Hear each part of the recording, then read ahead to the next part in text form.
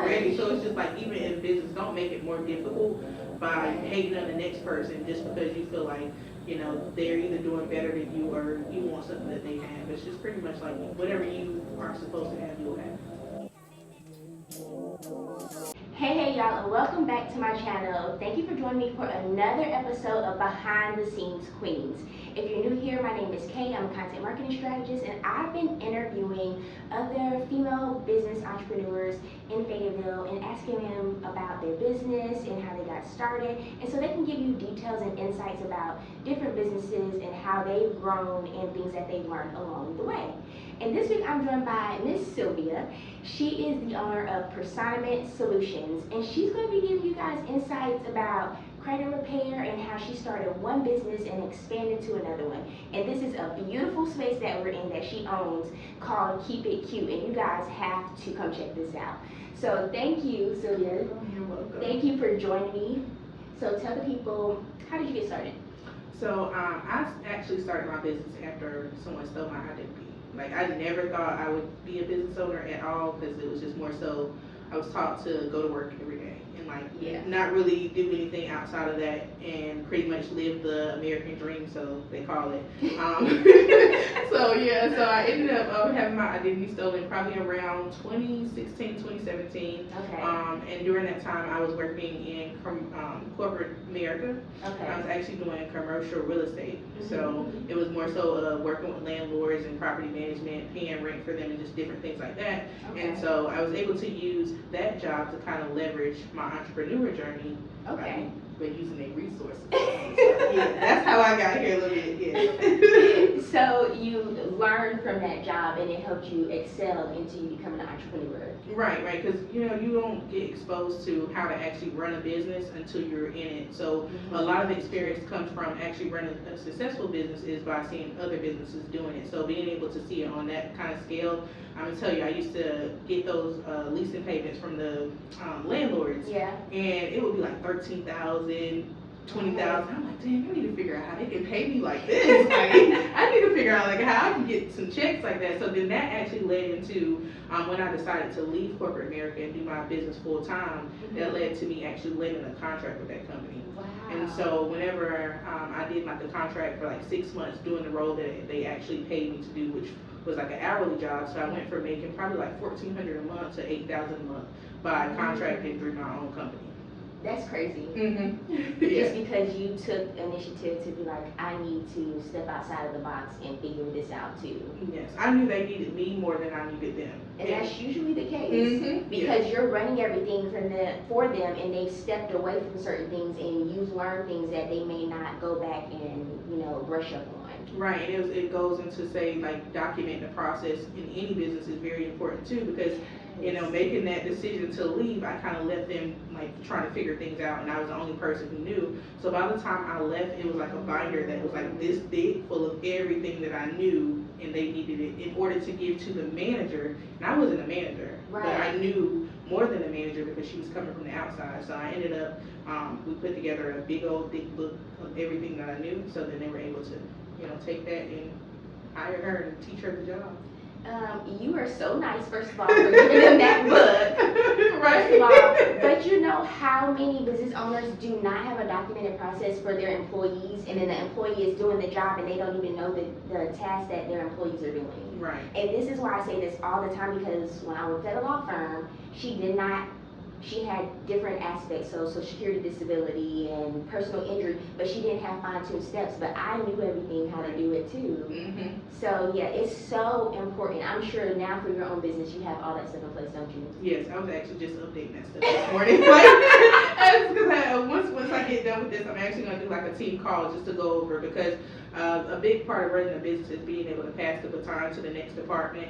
And so just because it's me by myself, I know that I got to a certain point where I needed to build everything out, because I didn't have the capacity to do everything by myself. I wouldn't be able to sit here and do interviews. I wouldn't be able to do classes and just different things like that. So I wanted to make sure that I documented the process. So we call it the Personameant Solutions Playbook. Ooh, I like that. And it has different aspects of how we do things inside of our business, and so I go back and I edit it from time to time, especially being that we just hired 2 new people. I love that. So if you're somebody that's new in business, you need to document your processes so when you hire people, you know what you're specifically hiring them for and they can emulate you as the business owner. Because when you don't and you bring somebody in, they can just do whatever it is and they're building a success for you and you really don't know what they're doing, and if they leave with everything. Right. So I think that's amazing. That is, and you were so kind for giving up that book. I know so many people who'll be like, I took my book with me. I ain't giving this up. I ain't gonna lie. Like one thing I did delete. I said, oh, they won't get this video, this step-by-step video for me. Not the whole breakdown. Yes. Okay. I enjoyed the job. Like I said, it really gave me insight on how to, one, be professional, because I am from East Fayetteville. Okay. And growing up in East Fayetteville, we just, knew what we knew, and it wasn't, I used to be like, what's your name is? Like, that's how, like, girl, I was straight ghetto. I'm talking about straight ghetto. So, going into corporate America, and then also, I skipped over the part, like, I joined the Army, too, so I left Fayetteville in 2011, and so that opened my world up, too, to a lot of things, different cultures. Definitely was my first encounter with, like, Puerto Ricans or people from Puerto Rico, so, like, hearing them speak Spanish and, like, hearing them converse amongst each other and stuff like that. But then the Army would tell you, like, they can't talk in their native language, which was crazy. Right. Yeah. So we'd be in basic training, and they wouldn't be allowed to speak Spanish. That's crazy. And, yeah. So it also opened my eyes up to how controlled the world is. Yeah. Because we're not very open to other people's perspectives and the way that they live life. Yeah. So you have taken this on. You're starting your own business, and where did you actually begin to start helping people with their credit? I would say after my identity was stolen and I figured out it was so many other people that were just like me who didn't pay attention to their credit, and that was one of the reasons that a lot of people were living in poverty. And it was like, well, my credit is bad, I'll just wait, or I can't buy it, or I don't make enough money. And so with our culture, a lot of times people wait until tax time to get access to money. Right. That's the only time we ever see big lump sums of money. So becoming a business owner kind of opened my eyes, because I was pretty much able to make money and then tell other people, and then help them fix their credit, help them become homeowners, help them buy houses, help them start their businesses, help them get access to business loans and just different stuff like that. So. Right. So tell them, because I know the story of what happened with your credit, and let them know the story about what happened with your credit and why you started this process. Ooh, yeah.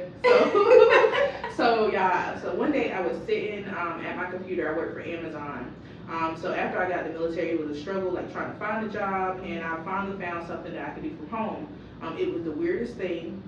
I gotta tell this part. It was so weird to the point where I took a shift that was like 2 a.m. to like 6 a.m. in the morning, because I did such a good job. They gave me a good shift. That we had perverts actually calling, like, as if we were a sex line. Oh my gosh.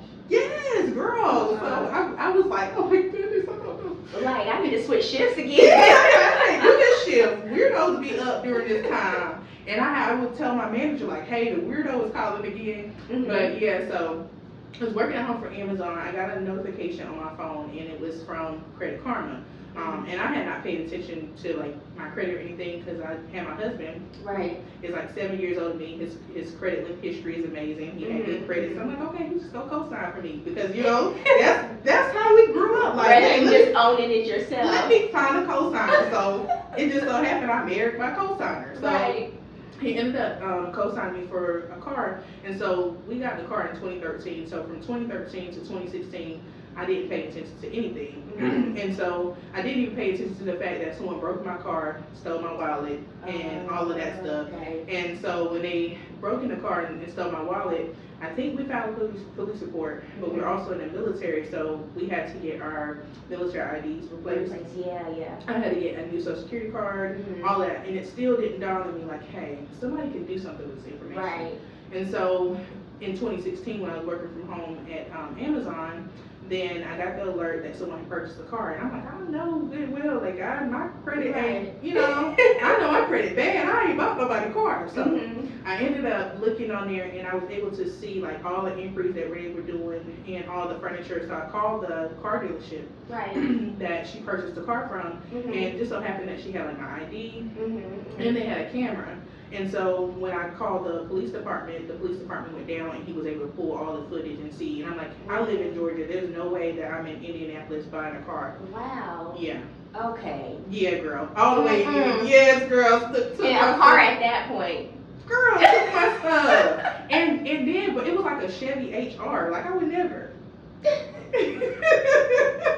So I was like, that wasn't me. Right. And so after that happened, things just started happening even more, like to the point where they went to Aaron's Furniture and bought like a sectional, a TV. I was funding the whole job, like a whole lifestyle. Wow. They living a life off of you. Yeah. And I'm sitting at my desk smoking a pack of cigarettes today, stressed out. Yeah, girl, they were living their life, stressed out. Yeah, it was hard for me after getting out of the military. It's like a really hard transition. It was one of those things where it's like I thought I would be there forever, and just to come home and like have to figure everything out. Like nobody's making my appointments, nobody's telling me where to go or what to do anymore. Yeah. So it was stressful, and so to have my identity stolen on top of that, the nightmare that I was given was that it would be like a long process. Right. But it only took me probably like a year and a half because I took control of the situation and I was able to, you know, get police reports. I was able to call all the companies and tell them that wasn't me. And so, you know, after about a year, I ended up like with a 742.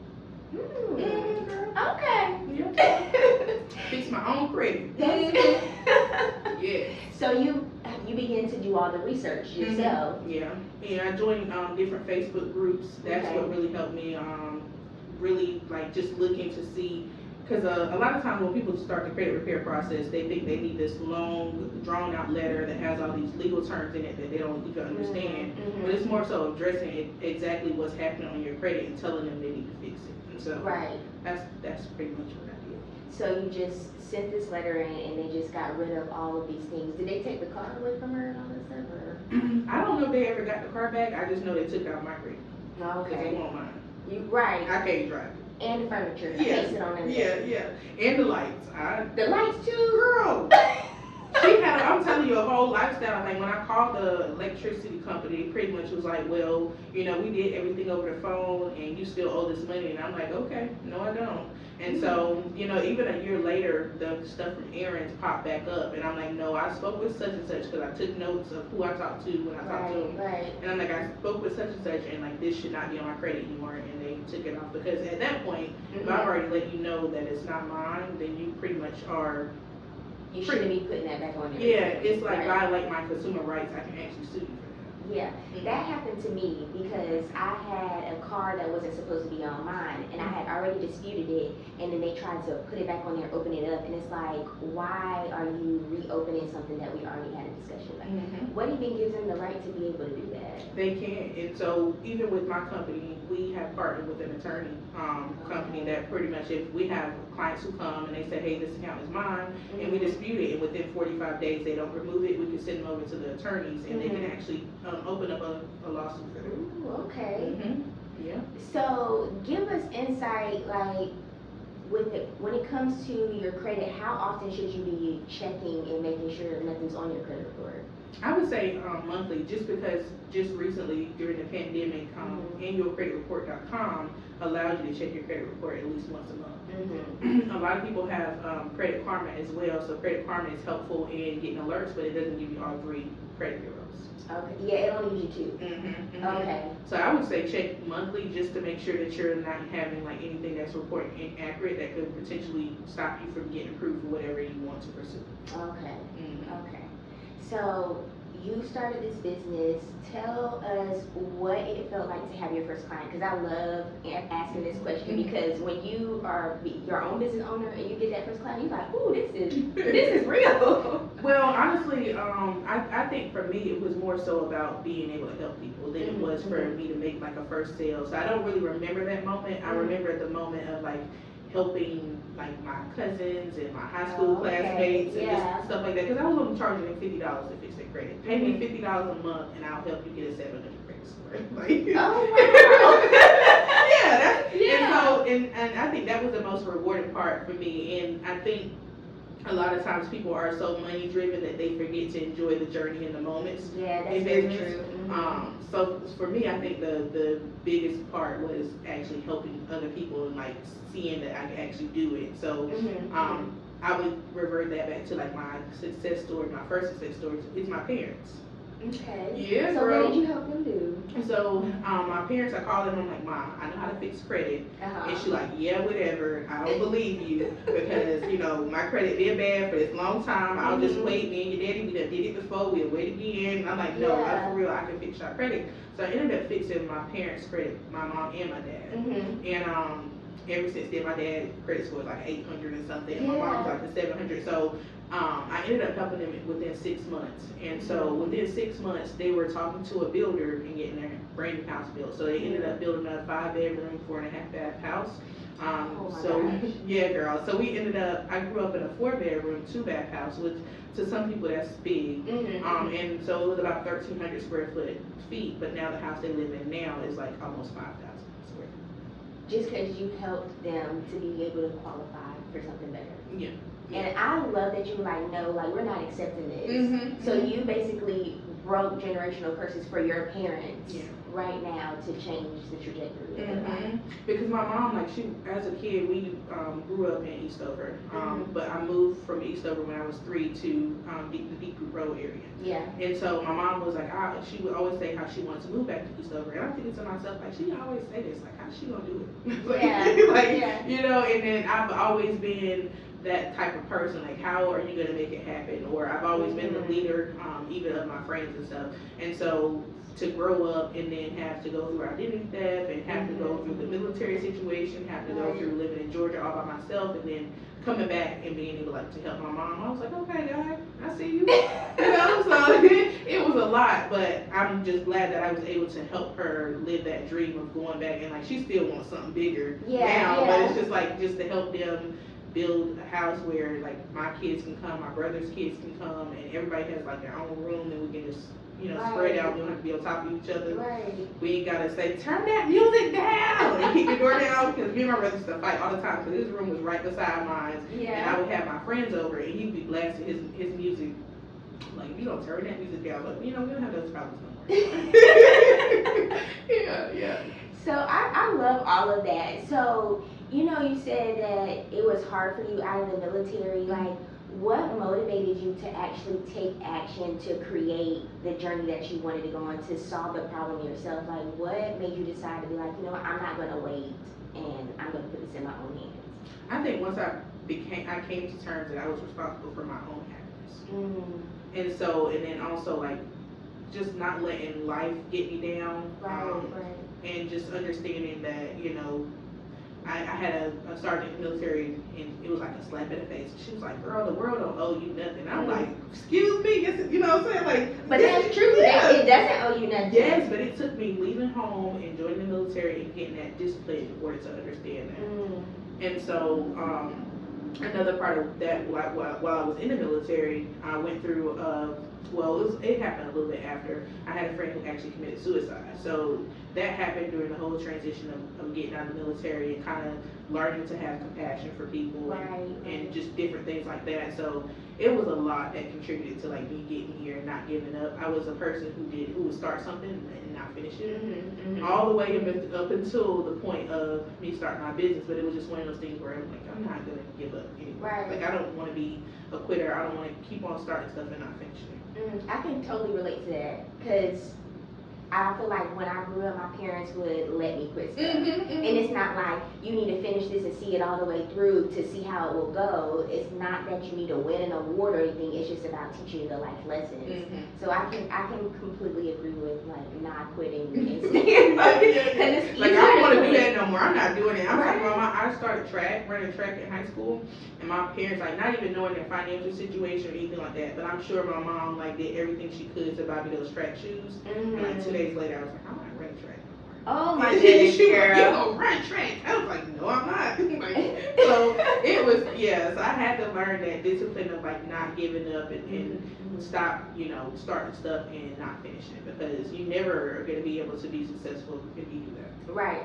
That's very true. And you never know what lessons you can learn because you decided to just give up on it and quit. Right. I'm talking about like I'm graduating in 2 months from college, and this is like my third or fourth time starting college. Are you for real? Yes, girl. And so it wasn't until I became a business owner that I learned how important it was to not give up, because at the end of the day, like, you're betting on yourself. Right. And most of the times what I've learned from being a business owner is that it's you against you. Like it pulls out the ugly side of you for you to really see who you are as a person, and if you're willing to push through and fight for it. And I feel like most people fail because they quit, or they don't try to pivot, or they don't try to fix the problem or find the solutions. They just be like, oh, this ain't working, I'm giving up. Or you think that it's easy, and and I think that's one thing that I have tried to like convey, like even in my marketing and business, or even how I talk to clients and stuff like that, is just letting them know, like, it's not all roses in the park. It's not easy all the time. And even though it looks easy, like for me, I make stuff look really easy because I can do so much at one time. People are like, girl, my head's spinning. And it's just like, I've learned all this stuff over time, but it's not easy because you have to be consistent at it. Right. No matter how many times you fail. Right, and you gotta remove the emotion from it too. Oh, yeah. That's the thing, because it's like you said, we feel like somebody owes us something, or somebody should just purchase with us, or somebody should just like our content, somebody should just follow us. And it's like, who are we to feel like we're, owed anything? That's one big thing I had to get over, because I'm talking about, like, with the emotion part, it's so hard. Yes. Oh my God, it's so hard, because you are so passionate about what you do that you expect everybody else to feel the same way that you do, and you want to create opportunities for other people too. And so when you create those opportunities and people don't take advantage of it, then it's like, okay, I just want to cuss everybody out. But you can't do that. You gotta remain professional, because yeah. Right, because it's like, I want to help you. I have this gift. Let me show you. Let me give it to you. And it's like, why aren't you listening? I'm trying to fix your credit, girl. Yeah. And then so what I got from that is a lot of like, who does she think she is, or she thinks she knows everything? And it's like, okay, well, let me take a step back. And I've learned not to give unsolicited advice. Right. Because I found myself doing that sometimes. So now I'm just like, okay, well, they want to know, they'll pay for it. That part, right? Yeah, because people don't appreciate stuff when it's given to them free, because it's like, oh, this didn't cost me anything, whatever, and it just brushes off. That's like giving out freebies for people to download, or free workshops.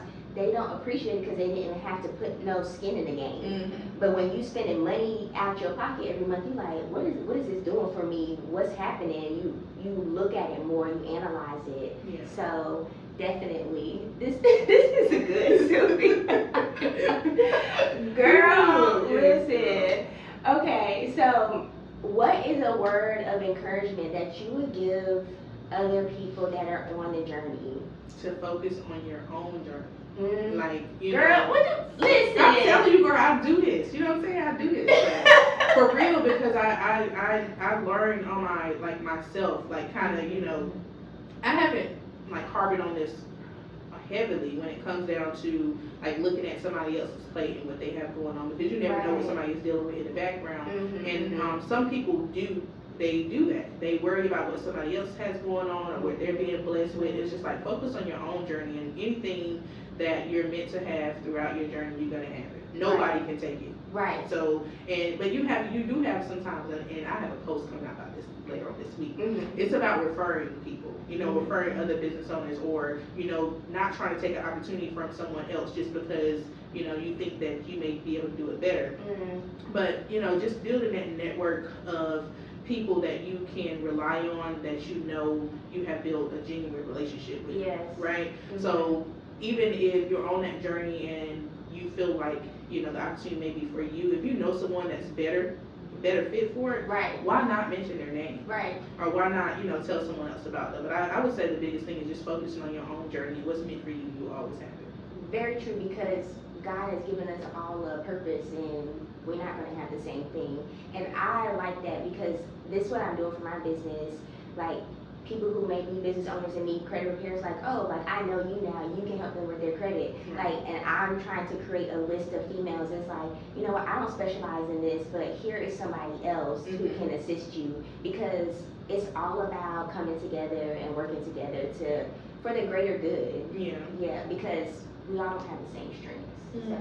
And really, as Black women, we were taught by society that we should hate each other. We were taught to, like, even when it comes to like government assistance and stuff like that, you know, we don't need a man, or if we do have a man, it's some other girl over here that wants the man, so now we got to fight her. So it's a lot of stuff you haven't overcome already. So it's just like, even in business, don't make it more difficult by hating on the next person just because you feel like, you know, they're either doing better than you or you want something that they have. It's just pretty much like whatever you are supposed to have, you'll have it. I definitely agree. And I feel like community makes business better, because when you have other entrepreneurs that you're working with and you're meeting with, and you're able to talk about those struggles, and it's like, girl, let me tell you what I was dealing with my business, and you can help each other, like, get things together and make sure it's aligned, and just connecting each other with the right people. Yeah, because I think one of the things that I struggle with in my business, and you made a video about this, and I was like, she need to quit talking about what? me. I know I did. What did I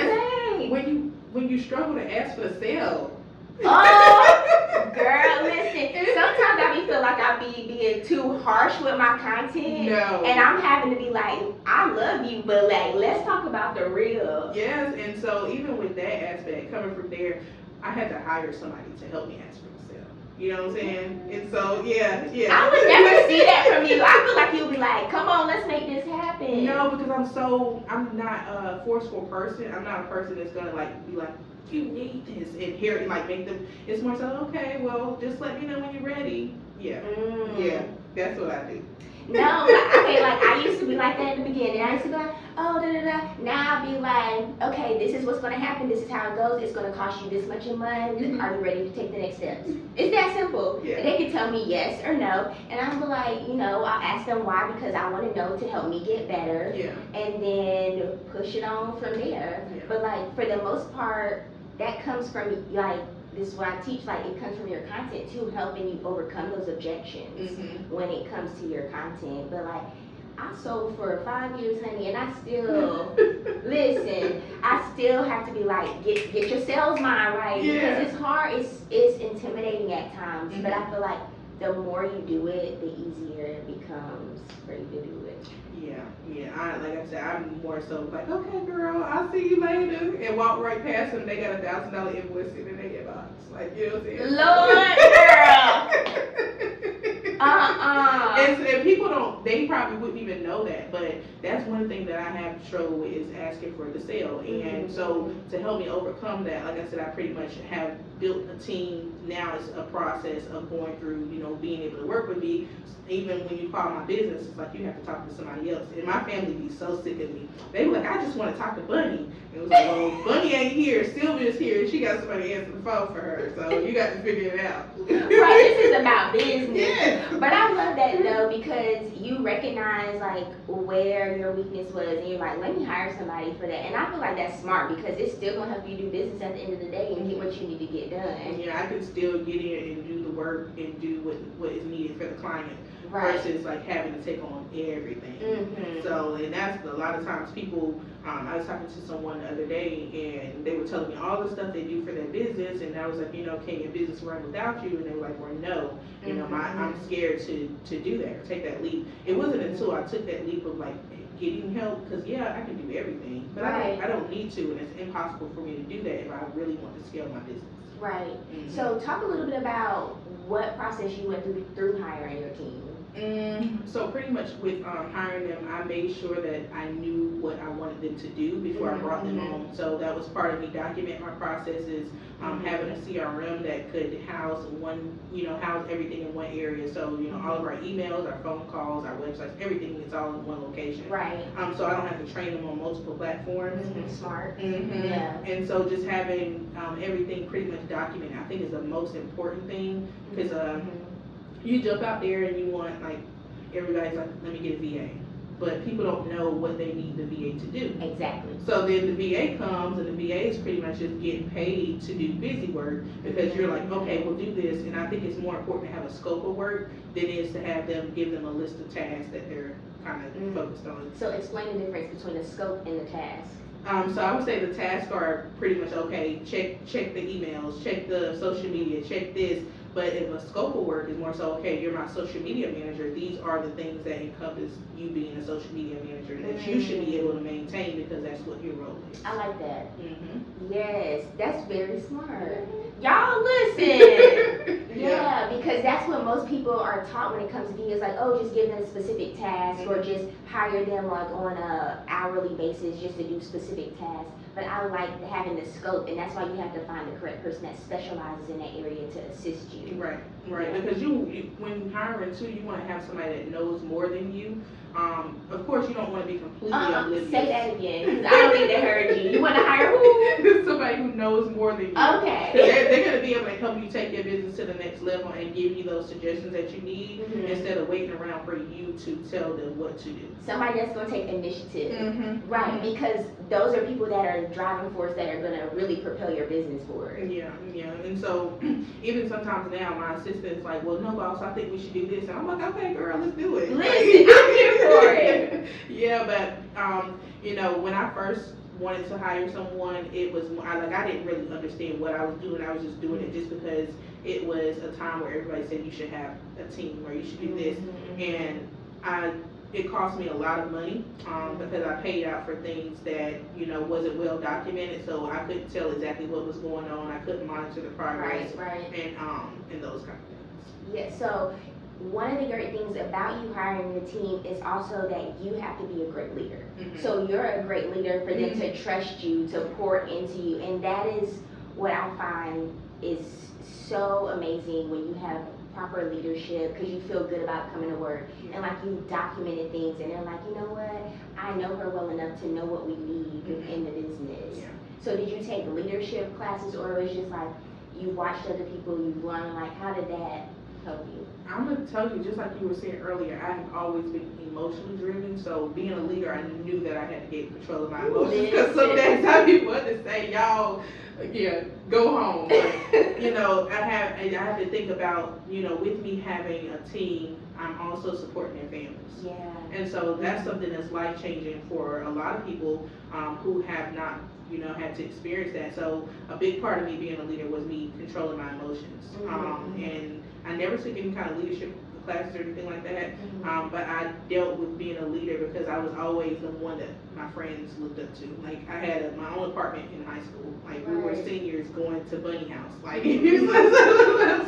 so I always was the person that everybody pretty much looked up to, and it was so devastating, like, when I left to go to the Army, because I left my friends and everybody just kind of fell apart.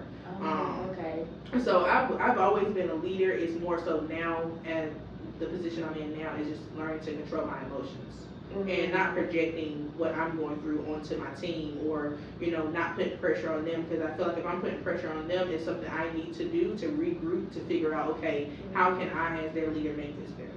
That's good. Yeah, that takes a lot of personal growth, Sylvia. Yeah. I'm telling, girl, I did. Hey, I tell you, like, for real. You like when I say I did the work. Yes, and so I always, look at things that may potentially take me back to who I used to be, and I steer clear of it. Like, even right now, I'm going through a whole growth journey. Like, even with, being a mom and taking care of my kids and kind of like explaining to them like who God is. Right. And it's making me emotional because it's just like, it's been a long time coming. So, just pretty much just not letting outside entities control who I am in this world. Right. Yeah. And that can be hard at times, so because we've spent so much time in the world, and then like you're on social media, you're creating content, and letting that not play a part in those things. Yeah. So yeah, I can see that. I didn't mean to make us cry. I'm about to get you some tissue. I'm not about to be over here crying with her. Listen.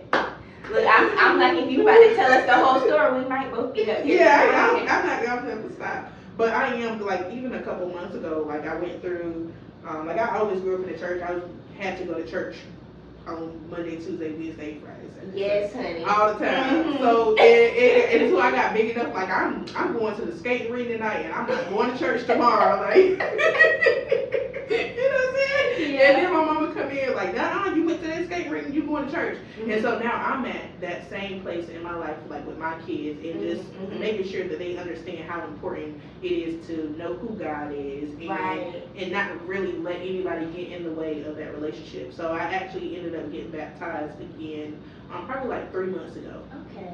Yeah, girl. Uh-huh. And so with me getting baptized again, I also battled with like, hey, should I be going to church? Like, should I go to church every Sunday, or do I have to? Like, is that a testament to my faith? And you know, growing up in church was hard too, because it was one of the most judgmental places. It was like one of those places where, like, if you wear the wrong thing, they're gonna judge you, or and so I struggled with going back to church. And so I recently made up in my mind, like, I'm not gonna let that get in the way anymore. Like, I have to raise godly children. I have to show my children the right thing. And so we went to church like last weekend, and I was getting dressed, and I walked in the bathroom, and my kids was in there praising God. And I was like, okay, I'm getting right. So, you know what I'm saying? So I'm on this journey, y'all. Yeah. And I try not, like I said, let outside things get to me. It's a lot of good blessings and things that's coming my way. Yes. And I don't want anybody to ever feel like, you know, I'm just this perfect person, because I'm not. I'm still getting my life together. Right. And Yeah. we're all growing and changing and developing. Yeah. And I feel like it's about finding the church that is aligned with you too, because like you said, it can be those entities of people talking about certain things that have nothing to do with Jesus, because he's supposed to be the focus of anything, regardless of how you show up. It's like, you don't know what I'm going through, or why I came here dressed like this today. Let's pray together. Like, I'm like, you know. And then you go to church and they're constantly talking about money. It's like, I got money problems at home, and I got to come to church and hear about how y'all having money problems. So it's a lot of things that come into play with finding that space with God, and finding the people that's going to help you walk through that journey. And like I was saying, pretty much I'm there now to the point where I'm like, I'm not letting anybody or anything get in the way of what I'm supposed to be doing if I call myself a Christian. Right. Because you basically just have to surrender it all to him. And what I've learned as I've grown older and had my own relationship with God is that it's about the relationship with him. Yeah. And him correcting me, not other people correcting me. Because if I'm having a relationship with him, he's going to show me his will, and he's going to align me on what church I need to go to, what I should be wearing, what I should be taking in, because I'm renewing my mind by connecting with him all the time. It's like, it's just a lot of things. Like you said, we grow up one way, we learn, so I'm just like, I'm reading the Bible and I'll be like, this ain't right. What was that teaching me? You know what I mean? So I completely understand, and that's how I feel about my daughter too. Like, she goes to, you know, private Christian school, and hearing her know the Bible versus hearing her know the pledge of the Bible, and her being excited to talk to me about the Bible and what she's learning. It's like, Lord, like, I thank you. Yeah. And I continuously pray for God to show me how to help her be aligned for his will earlier, at an earlier age, rather than me like, oh, I'm just doing what my parents told me, you know, or it's like, oh, and that's supposed where the to rebellion comes in. The rebellion comes in where somebody's telling you that you have to do it versus, you know, pretty much just showing you the way. Yeah. And so I definitely rebelled, like, as I got older, like, I'm not going to church. And especially feeling like, you know, I'm going to church and all they are asking for is money, instead of looking at it, you know, you're tithing for your own blessings, not for the church to get, you know, because we had a pastor used to be like, oh, the pastor need new tires, and we're like, well, we're not buying what's that got to do with Jesus? We're not buying no tires. But even like my 4-year, when he's 5, and he heard me say he was 4, girl, he was. When he's 5, and he's like, yeah, Mom, because I like the church. I'm like, okay, well, we gotta go to church. And then my daughter, she's 2, and she walks around, she's like, oh, happy day. I'm like, okay, girl, we go to church then. So, you know, and I do have, and I can say, kind of the wake up call was my daughter, who's 10. She doesn't want to go to church, and it's because she's gotten to the age now where she's like, well, is it even necessary? Like, and so struggling with that is like, girl, get out of the bed, we're going to church. And so, yeah, it's definitely a journey. Yeah. With everything, like being a business owner, being a wife, being a mom, being, you know, a daughter. It's a lot. How are you balancing? And in school. Girl. Well, you graduating this time. Yeah, I'm graduating, for real. Listen. Actually, today is my second half of fall semester, and I have less than 60 days. Yeah, listen. Yes. Finally. Hey, boy. Please. Crawling. So, how are you balancing all of that? Like, you coming in here, you're running clients, managing your clients, you're managing your staff, you're managing the kids. Managing my husband. Gotta make sure he good too. It's a lot, but my husband, he is very helpful with a lot of things, you know, making sure the kids are good. When I have to do speaking engagements and stuff like that, he definitely gets them, and they do whatever they want. He's the cool one. I'm the y'all better sit down. So they don't care. Yeah. And my mom, she's very helpful too. Both of my parents, like, they have raised me really well, and they are very supportive, which is one of the reasons why we moved back here. Yeah. Because we were living in Georgia, and it was like, you know, his parents were there, but not there. So pretty much we moved here, so we would have the support system that we needed. Yeah, the community, the family to be there. I like that. That's good. And now they have a bigger house for y'all to go in.